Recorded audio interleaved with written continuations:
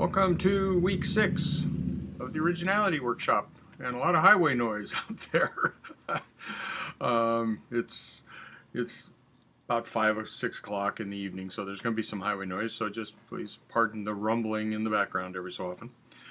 This week I'm going to talk about career originality and then go back over some stuff and kind of tap dance on it again a little bit to make sure that everybody's on the same page here and has an understanding of what we were trying to do in this workshop, and that's to get you to your own original work.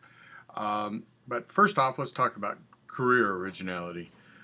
Holy smokes, is this an important area, because there is no right way.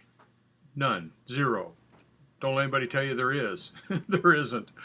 There's your way. My way is right for me, Chris's way is right for her, other writers are right for them.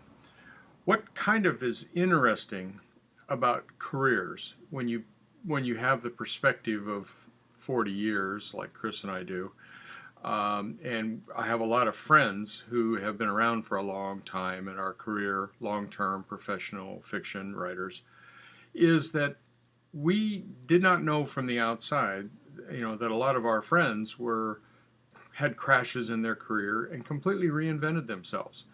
From the outside, it just looked like their career just kind of continued on climbing. And that's what the outside looks for people like me and Chris. Now, the reality is that Chris and I have had 3 or 4 major crashes in our career where we've completely reinvented ourselves, completely started over. It's very difficult to do. Emotionally, it is brutal beyond words, because you've invested your entire livelihood and everything else in a certain career path, and then suddenly that career path just vanishes. Now, this happens all the time in publishing. Frighteningly enough, it happens a lot to most writers in publishing given enough time. The writers that have the ability to, when they're knocked down like this and they're laying on the floor and can't sell a book and don't know what they're going to do, the writers who go to bars and complain are not the writers that are going to make it, and they're usually, their names are forgotten or whatever happened to. Boy, that's the last thing you want to ever do, is be a whatever happened to, where you had a good career going for 5 or 8 years and then something happened and you got knocked onto the ground and you thought your career was over and you didn't stand back up and reinvent yourself and go forward. Well, most of the people watching this are not going to be reinventing themselves. They're going to be inventing your career. You're going to be finding what's right for you. And that's what these next couple videos are about, is how to find how do you go after what you do.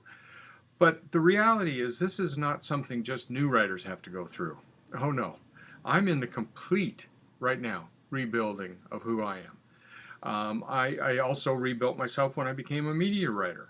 And then I rebuilt myself into the pen names that I was writing under as a mystery and thriller writer, and and sort of vanished from science fiction. I went back to Worldcon after being gone for 10 years, and no one seemed to notice that I had even been gone. I was still the Dean Smith, the media writer, the guy that did all the Star Trek, and the guy, and and people said, "Oh, Dean, I've been looking for you over. I wanted you to sign a book," and it was like, it's very weird. From the outside, it's completely different than you are on the inside and inside your own world and with your own family. But I am in the complete process right now, the last couple of years, of rebuilding. I started it before my friend Bill's death about 3 years ago, got completely sidetracked for almost a year, and now I'm back on it again the last 2 years and completely rebuilding. Doing it in certain ways, focusing certain things. We're just going along, For example, part of this rebuilding is little tweaks all the way along the way. I worked with Alison Longuera, the publisher of WMG, whose office happens to be up in this building upstairs, this afternoon, on how we're rebranding and going to do a bunch of my novels now that I've got 7 or 8 novels out. And what we're not going to put on, we're going to take off a certain genre. We're going to focus them to another place. We're going to focus them into science fiction and focus them into mystery and focus them into Western. And again, I told you, a lot of traffic noise. So I'm still in this tweaking process of completely rebuilding myself, and hopefully it'll last for 5 or 10 years. I have no thoughts that it will crash again at some point, but that's the nature of publishing.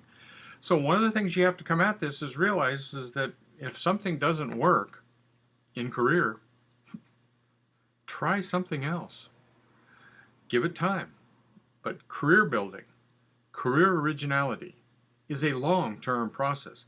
Notice I said 3 years and I'm just getting started. Just getting started on this new rebuild. This will be my 4th rebuild. Great fun. What makes it publishing interesting.